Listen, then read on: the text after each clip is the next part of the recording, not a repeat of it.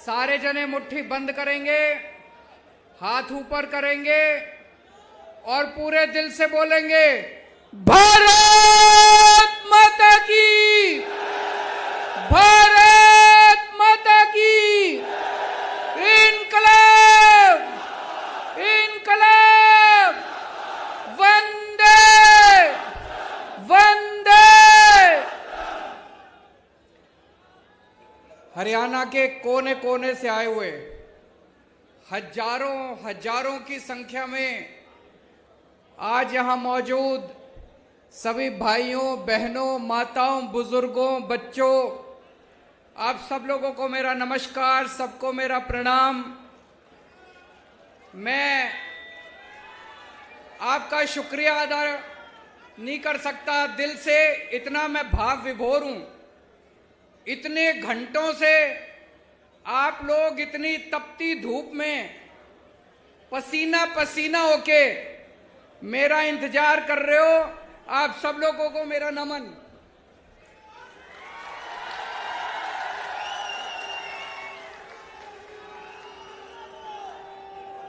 और इतनी भारी संख्या में लोग आए हैं, जितने हजारों हजार लोग यहां मौजूद हैं, इससे दुगने तुगने बाहर सड़कों पे अभी आ रहे हैं। मैं अभी आ रहा था, कई लोग आ रहे हैं रास्ते में, कई लोग बाहर मौजूद हैं।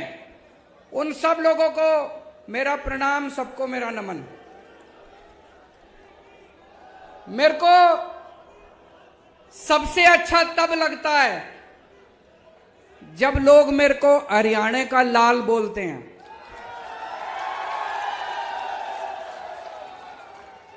हरियाणा मेरी जन्मभूमि है और जन्मभूमि मां के समान होती है। मां का कर्जा आदमी 7 जन्म में भी नहीं चुका सकता। जन्मभूमि का कर्जा आदमी 7 जन्म में भी नहीं चुका सकता। आज मुझे बेहद खुशी है, अपनी जन्मभूमि में, कुरुक्षेत्र की धर्म भूमि में आज यहां पे आपके बीच में आके। सबसे पहले अभी बता रहे थे कि कल तूफान आया था, यह शुभ संकेत है। कह रहे हैं बता रहे हैं तूफान पंजाब से आया था, बता रहे हैं तूफान दिल्ली से आया था। तो हरियाणा में तूफान आने वाला है और बड़ा तूफान आने वाला है। और जब ऊपर वाला अपनी झाड़ू चलाता है तो तूफान ही आता है। ऊपर वाले ने झाड़ू चलानी शुरू कर दी तो तूफान से घबराने की बात नहीं है। बड़ा शुभ लक्षण है कि कल तूफान आया था। सबसे पहले मैं हरियाणा के सारे किसानों को बधाई देना चाहता हूं, शुक्रिया अदा करना चाहता हूं। हरियाणा के और पंजाब के किसानों ने मिलके जिस तरह से इतनी अहंकारी सरकार को झुका दिया, 1 साल तक आंदोलन किया, 1 साल तक 36 बिरादरियों ने मिलके, सारे धर्म के लोगों ने मिलके 1 साल तक सिंगू बॉर्डर पे जमे रहे। इनको लगता था इतनी बारिश आएगी, धूप थी, बारिश थी, ठंड थी, गर्मी थी, लेकिन किसान हटे नहीं। अंत पंत में सरकार को तीनों कानून वापस लेने पड़े। दोस्तों, कहते हैं ना, अहंकार तो रावण का भी नहीं बन चलता। इनको घमंड हो गया था कि इनके सामने किसी की नहीं चलेगी। तो दोस्तों, त्रेता युग में रामचंद्र जी ने रावण का घमंड तोड़ा था।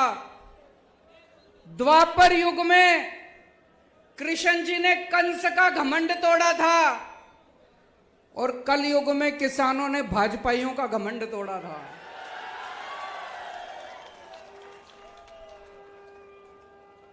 मैं सारे किसान भाइयों को बधाई देना चाहता हूं। दोस्तों, मेरे को राजनीति करनी नहीं आती, मेरे को पॉलिटिक्स करनी नहीं आती, मैं सीधा साधा छोरा हूं, मने काम करना आवे, मेरे ते कितना ही काम करा लो। दिल्ली में हमने स्कूल ठीक कर दिए, सरकारी स्कूल। सुना आप लोगों ने दिल्ली के स्कूल शानदार हो गए? किस किस ने सुना है? हाथ खड़े करके बताओ। दिल्ली में सरकारी स्कूलों में गरीबों के बच्चे पढ़ते हैं भाई साहब, गरीबों के बच्चे सरकारी स्कूलों में पढ़ते हैं। पहले दिल्ली के सरकारी स्कूलों का बहुत बुरा हाल था, जैसे हरियाणा के स्कूलों का बुरा हाल है। हरियाणा में भी सरकारी स्कूलों का बुरा हाल है, मैं देख के आया था। दिल्ली में भी सरकारी स्कूलों का बहुत बुरा हाल था। हमने पिछले कुछ सालों में, 7 सालों में दिल्ली के सरकारी स्कूल इतने शानदार कर दिए। आप कहोगे केजरीवाल अपनी बड़ाई खुद ही कर रहा है। इस बार हमारे सरकारी स्कूलों के नतीजे 99.7% नतीजे आए हैं, 99.7%। इतिहास में 70 साल के भारत के इतिहास में सरकारी स्कूलों के नतीजे ऐसे नहीं आए। और भाई साहब, इस साल 4 लाख बच्चों ने प्राइवेट स्कूलों से नाम कटा के सरकारी स्कूलों में भर्ती कराए हैं। अपने बड़े बड़े, अब अमीर लोग भी अपने बच्चों को सरकारी स्कूलों में भेज रहे हैं। बड़ी बात है भाई साहब, है कि नहीं है? अभी 2 साल पहले अमेरिका के राष्ट्रपति, अमेरिका तो दुनिया का सबसे बड़ा देश है, सबसे शक्तिशाली, अमेरिका के राष्ट्रपति इंडिया आए थे। जब वो इंडिया आए तो उनकी पत्नी भी उनके साथ आई थी। पत्नी का नाम है मिलेनिया ट्रंप। ट्रंप साहब आए थे ना 2 साल पहले अपने भारत मोदी जी से मिलने। तो जब उनकी पत्नी भी उनके साथ आई तो उनकी पत्नी मोदी जी को बोली, मैंने केजरीवाल के स्कूलों के बारे में बहुत सुना है, मैं उसका स्कूल देखना चाहती हूं। मोदी जी ने बहुत समझाया, बहन मान जा, केजरीवाल के स्कूल में ना जा, मैं अपने स्कूल दिखा दूंगा, मैं बीजेपी वालों के स्कूल दिखा दूंगा, मैं प्राइवेट स्कूल। बोली ना, मैं तो केजरीवाल के स्कूल देखूंगी। माननी नहीं वो माननी नहीं मोदी जी की बात। वो हमारे स्कूल देखने आई। बड़ी बात होगी भाई साहब, अमेरिका के राष्ट्रपति की पत्नी केजरीवाल के स्कूल देखने आई। कुछ तो कर ही रखा होगा हमने, कुछ तो कर ही रखा होगा हमने। मैं पूछना चाहता हूं, ये हरियाणा के खट्टर साहब के स्कूल कौन देखने आया? कोई आस पड़ोस का कोई श्रीलंका वाला ही आ गया हो देखने? कोई, चलो बाहर वाले छोड़ो, कोई अपने देश का ही कोई देखने आया हो इनके स्कूल? अबे कुछ करोगे तभी तो कोई देखने आएगा तुम्हारे स्कूल। कोई। दोस्तों, आज हमारे स्कूलों से निकल के बच्चे बड़े बड़े इंजीनियर बन रहे हैं, गरीबों के बच्चे। जैसे मैं आपको उदाहरण देता हूं, शुभम एक लड़का है, दिल्ली में उत्तम नगर में रहता है। उसके पिताजी चौकीदारी का काम करते हैं, चौकीदार, किसी कंपनी में चौकीदारी का काम करते हैं। 6,000 रुपए महीना है उनके पिताजी की। वो सरकारी स्कूल में पढ़ता है। उसके पिताजी के पास इतने भी पैसे नहीं है कि किताबें खरीद दे, ड्रेस खरीद दे। सारा कुछ उसको स्कूल से फ्री में मिलता है। दिल्ली के स्कूल इतने शानदार हो गए, इस बार शुभम ने आईआईटी की परीक्षा दी। आईआईटी मतलब देश का सबसे बड़ा इंजीनियरिंग कॉलेज। मैं भी आईआईटी से पढ़ा हूं। देश का सबसे बड़ा इंजीनियरिंग कॉलेज, लाखों बच्चे बैठते हैं उसमें। शुभम का पूरे देश में 215 नंबर पे रैंक आया और उसको आईआईटी के अंदर कंप्यूटर इंजीनियरिंग के अंदर दाखिला मिला है उसका। ये छोटी बात नहीं है भाई साहब। और अकेला एक शुभम नहीं है, इस बार दिल्ली के सरकारी स्कूलों के 400 बच्चों का बड़े बड़े इंजीनियरिंग कॉलेज में दाखिला हुआ है। बड़े बड़े हमारे दिल्ली के अब गरीबों के बच्चे इंजीनियर बन रहे हैं, डॉक्टर बन रहे हैं। एक और बच्चा है कुशाल गर्ग, शास्त्री पार्क में रहता है। उसके पिताजी कार्डबोर्ड की कंपनी में मजदूरी करते हैं, 11,000 रुपए महीना तनख्वाह कमाते हैं। उनके बेटे का एडमिशन इस बार ऑल इंडिया मेडिकल कॉलेज में हुआ है, देश का सबसे बड़ा। ऑल इंडिया मेडिकल तो सबसे बड़ा है, ऑल इंडिया मेडिकल में उसके बच्चे का एडमिशन हुआ है। मैं इनसे बात कर रहा था, बोले जी आज से 5 साल पहले जो सरकारी स्कूलों की हालत थी, अगर वैसी हालत रहती हमारे बच्चे भी बड़े होकर मजदूरी करते। ये तो बोले केजरीवाल जी आपका धन्यवाद जो आपने स्कूल इतने शानदार कर दिए। मैं ये कहना चाहता हूं कि अगर गरीबों के बच्चे भी इंटेलिजेंट होते हैं, गरीबों के बच्चे कमजोर नहीं होते। ये तो माँ बाप के पास साधन नहीं होते, सरकारें कुछ करती नहीं है, इसलिए गरीब का बच्चा बड़ा होकर गरीब रह जाता है। आज दिल्ली के अंदर आप सोच के देखो कितने ऐसे शुभम होंगे, कितने ऐसे कुशाल गर्ग होंगे। लाखों बच्चे दिल्ली के स्कूलों में 18 लाख बच्चे पढ़ते हैं। इन 18 लाख बच्चों का भविष्य पहले अंधकार में था। ऐसे ही लाखों बच्चों का भविष्य हरियाणा के अंदर अंधकार में है। हरियाणा के अंदर भी स्कूलों का बुरा हाल है। एक मौका दे दो, हरियाणा के सारे सरकारी स्कूल बदल के दिखा दूंगा मैं। एक मौका दे दो। दिल्ली में करके आया हूं, हवा में बात नहीं कर रहा, दिल्ली में करके आया हूं। हरियाणा के भी सारे स्कूल बदल दूंगा, गरीबों के बच्चों को अच्छा भविष्य मिलना चालू होगा। गरीबों के बच्चे भी डॉक्टर बनेंगे, इंजीनियर बनेंगे, वकील बनेंगे। और ये जितने प्राइवेट स्कूल वाले हैं सारे खराब नहीं है, लेकिन कई प्राइवेट स्कूल वालों ने गुंडागर्दी मचा रखी है। मचा रखी है कि नहीं मचा रखी? जब मर्जी फीस बढ़ा देते हैं, कभी कहेंगे development charge, picnic charge, library charge, फलाना चार्ज, ढिमका चार्ज। दिल्ली में 7 साल से हमने इनको प्राइवेट वालों को फीस नहीं बढ़ाने दी, उल्टे इनका सबको ऑडिट कराया, कई लोगों को पैसे वापस कराए हैं प्राइवेट स्कूल वालों से। कभी नहीं हुआ होगा ऐसा। तो आज इतने सारे लोग हैं, मैं आपसे पूछना चाहता हूं, कौन कौन अपने बच्चों को इंजीनियर बनाना चाहता है? कौन कौन अपने बच्चों को डॉक्टर बनाना चाहता है? कौन कौन अपने बच्चों को वकील बनाना चाहता है? सारे जने हमारे साथ आ जाओ। और जो जो लोग अपने बच्चों को गुंडा बनाना चाहते हैं हाथ खड़े करो। जो जो अपने बच्चों को दंगई बनाना चाहते हैं, गुंडे बनाना चाहते हैं, बलात्कारी बनाना चाहते हैं, उनके साथ चले जाओ। उनकी पार्टी, सारे इनकी पार्टी में लुच्चे, लफंगे, दंगई, बलात्कारी सारे भरे पड़े हैं इनकी पार्टी के अंदर। सुबह से शाम तक गुंडागर्दी करते घूमते हैं। या तो ये खुद गुंडागर्दी करते हैं, नहीं तो देश में पता चल जाए कहीं गुंडागर्दी हो गई, उनका जाके सम्मान करते हैं, गुंडों का सम्मान करते हैं, दंगा करने वालों का सम्मान करते हैं। अभी थोड़े दिन पहले कुछ गुंडों ने मेरे घर पे हमला कर दिया। आपने पढ़ा होगा, अखबारों में, टीवी में देखा होगा। कुछ गुंडों ने हमला कर दिया। इन्होंने उन सारे गुंडों का अगले दिन सम्मान करा। ऐसे देश आगे बढ़ेगा। किसानों के ऊपर इनके आदमियों ने गाड़ी चढ़ा दी उत्तर प्रदेश के अंदर।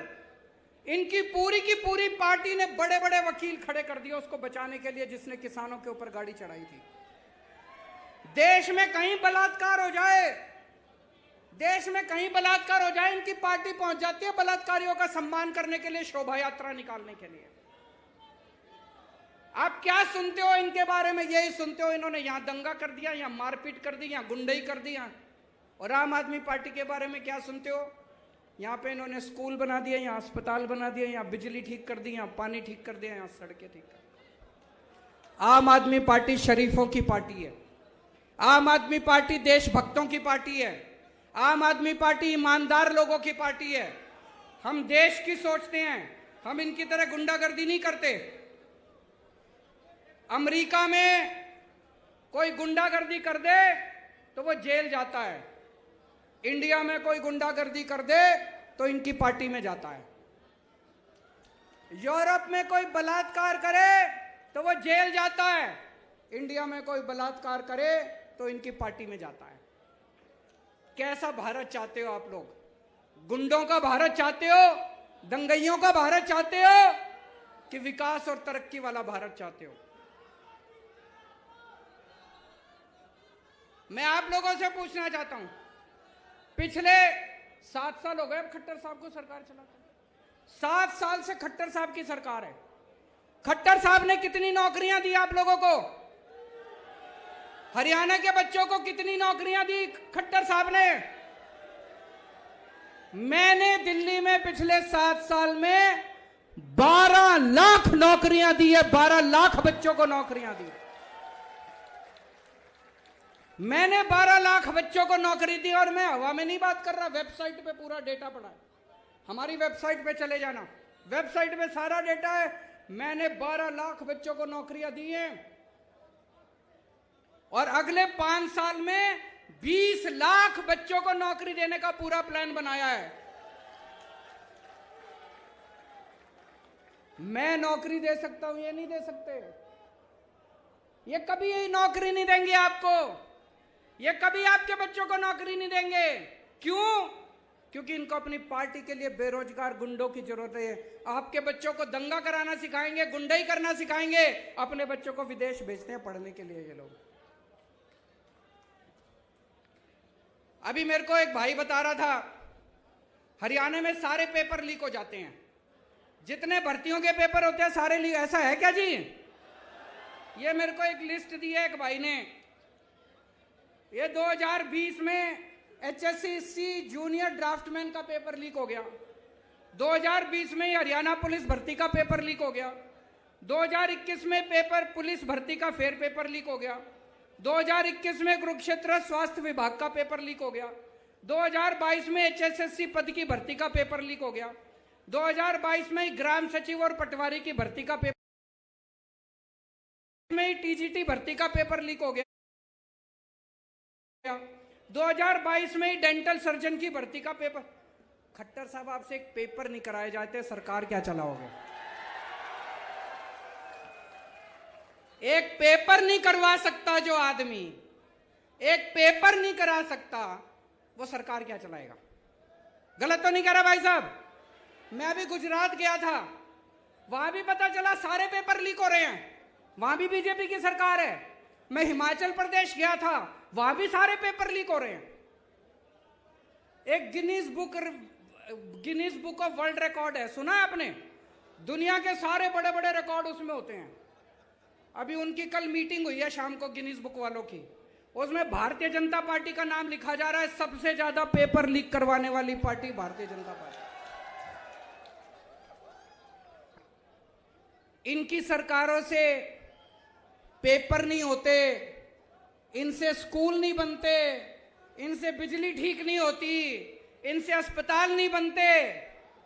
क्यों बोझ उठा के घूम रहे हो? इनको उखाड़ के फेंको, अब ईमानदार पार्टी आ गई। कई बच्चे आर्मी में भर्ती होना चाहते हैं, देश की सेवा करना चाहते हैं। 2020 के बाद से आज तक आर्मी की भर्ती नहीं खुली, आर्मी की भर्ती के पेपर नहीं करवाए इन्होंने।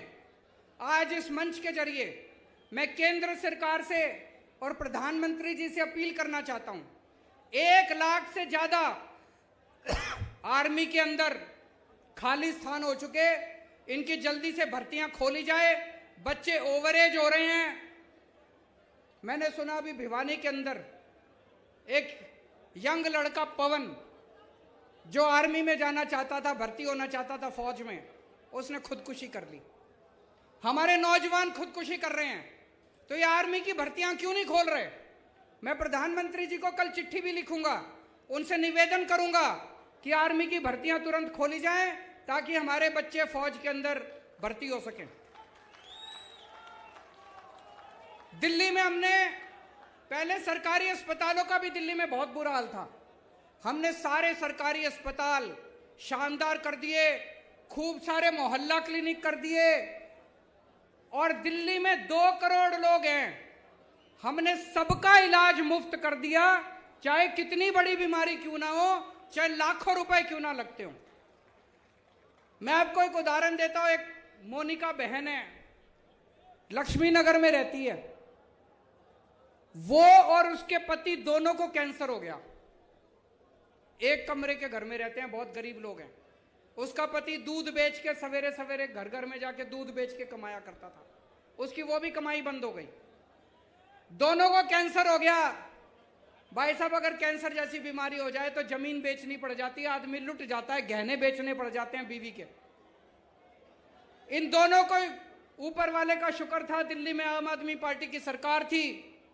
ये एलएनजेपी हॉस्पिटल में गए, शानदार हॉस्पिटल, सारा इलाज इनका मुफ्त हो गया, दोनों ठीक हो गए और अब दोनों ठीक होकर अपना काम कर रहे हैं। दोस्तों, ऐसे करोड़ों करोड़ों लोग जिनके बच्चे सरकारी स्कूलों में पढ़ रहे हैं, जिनका इलाज सरकारी अस्पतालों में हो रहा है, इन लोगों की हमें दुआएं और उनके आशीर्वाद मिलते हैं, जिसकी वजह से आज आम आदमी पार्टी इतनी तरक्की कर रही है। दिल्ली में हमने बिजली 24 घंटे कर दी। पहले दिल्ली में बहुत हरियाणा में बिजली जाती है नहीं जाती? मेरे को पता चला खूब पावर कट लगते हैं। दिल्ली में 24 घंटे कर दी, हरियाणा में भी 24 घंटे बिजली चाहिए नहीं चाहिए? दिल्ली में केवल 24 घंटे बिजली नहीं करी, फ्री बिजली भी कर दी। फ्री बिजली चाहिए नहीं चाहिए? एक बारी हाथ खड़े करके बताओ, फ्री बिजली जिसको चाहिए। फ्री बिजली चाहिए तो सरकार बदलनी पड़ेगी, या खट्टर तो फ्री बिजली, खट्टर साहब तो नहीं करेंगे फ्री बिजली। अभी हमें पता चला पंजाब में हमारा एक मंत्री अफसरों से पैसे मांग रहा था। हमारा हेल्थ मिनिस्टर पंजाब का अफसरों से पैसे मांग रहा था। मीडिया को नहीं पता था, विपक्षी दलों को भी नहीं पता था। कोई और पार्टी होती तो क्या करती? उसको कहती थोड़ा बहुत पार्टी फंड में भी जमा करा, सारा खुद मत खा, यही कहते। कोई और मुख्यमंत्री होता तो क्या करता? कहता आधा मेरे को दे, आधा खुद रख। आम आदमी पार्टी ऐसी नहीं है। हमने उस मंत्री को बर्खास्त करके उसको सीधा जेल में कर दिया। हमने दिल्ली में हमारा एक मंत्री, एक राशन वाले से मेरा मंत्री पैसे मांग रहा था, 2015 की बात है। मेरे पास ऑडियो रिकॉर्डिंग आई, किसी विपक्ष को नहीं पता था, किसी टीवी चैनल वाले को नहीं पता था। मैंने तुरंत अपने मंत्री को बर्खास्त करके उसको सीबीआई को सौंप दिया। इसीलिए कहते हैं आम आदमी पार्टी कट्टर ईमानदार पार्टी है। कट्टर ईमानदार मतलब मेरा बेटा भी अगर कल को बदमाशी करेगा तो उसको बख्शूंगा नहीं, उसको छोड़ूंगा नहीं। किसी की भी बेईमानी बर्दाश्त नहीं की जाएगी। इनकी पार्टियों में भ्रष्टाचारी नहीं बैठे क्या? इन लोगों की पार्टी में भ्रष्टाचारी नहीं बैठे? कितने भ्रष्टाचारी हैं? आज तक इन्होंने एक को भी निकाला हो भ्रष्टाचार में तो बता दो। आज तक इन्होंने एक को भी जेल भेजा हो? क्यों नहीं भेजते? पैसा ऊपर तक जाता है भाई साहब, पार्टी के अंदर भी पैसा ऊपर तक जाता है। जाता है कि नहीं जाता है? दिल्ली तक जाता है इनका पैसा। हिम्मत नहीं है इनको निकालने की। केवल आम आदमी पार्टी है जो आज देश में एक ईमानदार सरकार दे सकती है। हमने दिल्ली में भ्रष्टाचार खत्म करा, पंजाब में भ्रष्टाचार खत्म करा, अब हरियाणा में भी भ्रष्टाचार खत्म करेंगे। यहां पे भी मेरे को बताया गया प्रॉपर्टी आईडी करके है, उसमें खूब पैसे चलते हैं। चलते हैं कि नहीं चलते? नगर निगम का चुनाव आने वाला है। इस नगर निगम के चुनाव में आप अपनी ताकत दिखा दो, जैसे पंजाब के लोगों ने अपनी ताकत दिखाई थी, जैसे दिल्ली के लोगों ने ताकत दिखाई थी। इन सारी पार्टियों को उखाड़ फेंको, एक मौका दो, नगर निगम को भी साफ करेंगे झाड़ू से, सारा भ्रष्टाचार दूर करेंगे और उसके बाद 2024 में हरियाणा को भी पूरे को साफ करेंगे, भ्रष्टाचार दूर करेंगे। मेरे को कोई पत्रकार कह रहा था कि ये बीजेपी वाले खट्टर साहब को हटा रहे हैं, कोई दूसरा सीएम ला रहे हैं, ऐसा है क्या? सुना आप लोगों ने भी? कह रहे खट्टर साहब को हटा के दूसरा सीएम ला रहे हैं। क्यों? खट्टर साहब भ्रष्टाचारी हैं क्या? खट्टर साहब काम नहीं करते क्या? मैं बीजेपी को चैलेंज करना चाहता हूं, हिम्मत है तो 2024 का चुनाव खट्टर साहब के साथ लड़के दिखाओ तुम।